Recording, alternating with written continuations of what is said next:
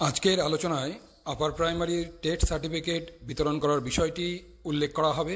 তো চলুন দেরি না করে আরম্ভ করা যাক।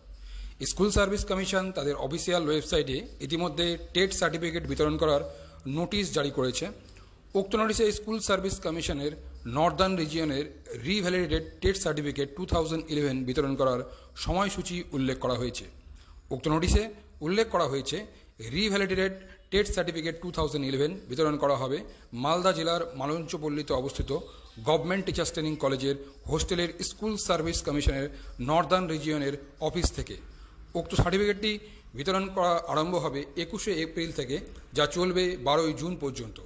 এক্ষেত্রে সার্টিফিকেট বিতরণ করার সময়সূচি নির্ধারণ করা হয়েছে সকাল 11টা থেকে বিকেল 4টে পর্যন্ত।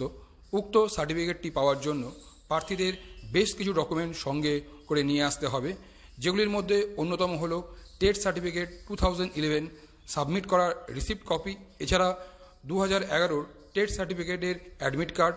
যদি কেউ অ্যাডমিট কার্ড হারিয়ে ফেলেন তাহলে তার জিডি কপি সঙ্গে নিয়ে যেতে হবে। এর সঙ্গে যে কোনো একটি আইডি প্রুফ নিয়ে যেতে বলা হয়েছে, যেমন Aadhaar card, voter card, PAN card, driving licence অথবা পাসপোর্ট প্রভৃতি।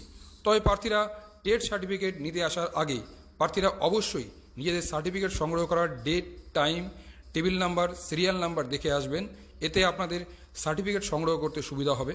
উক্ত সার্টিফিকেটটি সংগ্রহ করার সময়সূচি উল্লেখ করা হয়েছে স্কুল সার্ভিস কমিশনের অফিসিয়াল ওয়েবসাইটে। ধন্যবাদ।